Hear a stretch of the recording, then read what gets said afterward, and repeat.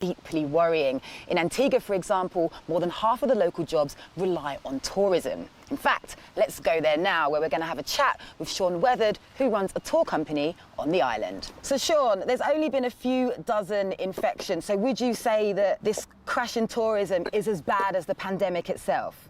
Economically, everyone here is suffering. Take, for example, where I'm at right now. As it stands right now, this is one of the newly opened resorts on the island, but the beach itself is absolutely empty. The only person I see on the beach here is a security guard. That tells us that there is absolutely no employment going on the island. So it's only a matter of time for those persons who have saving for that to run out. So we'll say that we're heading on a slope where it's going to get really slippery. Yeah, of course. Now, they're currently in the process of enlarging the cruise port, aren't they? This now looks like quite an optimistic project. Would you agree?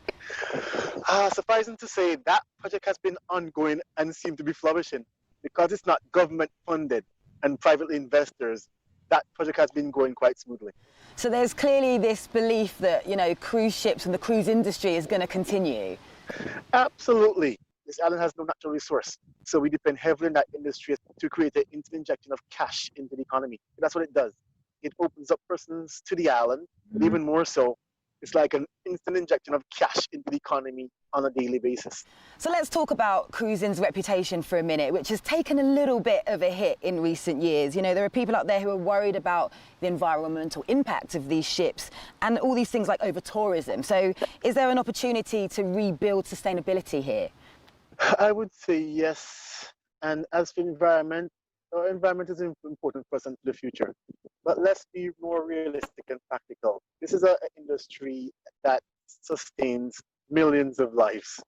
So I would not take it off the table at all. It's now time to revisit things, see how best we can put measures in place so that we can go forward in a more environmentally friendly measure. When you do start running your own tours again, how are they going to be different? You know, hurricane season isn't that far off. So does that mean you might have to write off this year?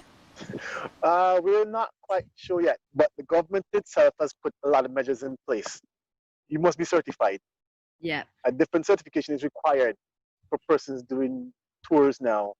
That course took place about 2-3 weeks ago.